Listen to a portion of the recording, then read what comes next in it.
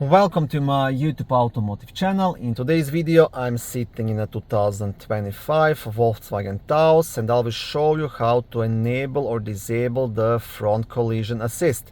This video should apply to these vehicles made from 2022 all the way up to 2026 and possibly even newer. Also, if this video was helpful, please consider supporting the channel by liking the videos, subscribing to the channel or becoming a channel member.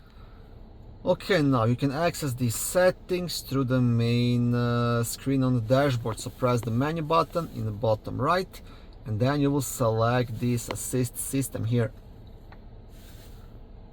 And once you are here, you will select settings. And the first one in the top is front collision assist.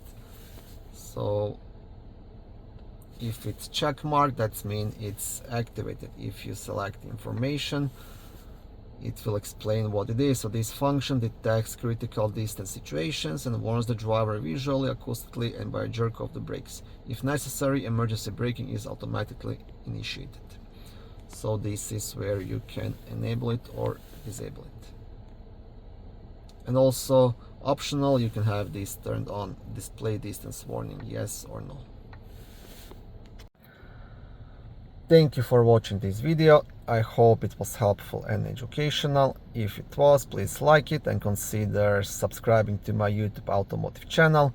On my channel there is lots of how-to videos, do-it-yourself videos, car reviews, product reviews or other similar automotive topics.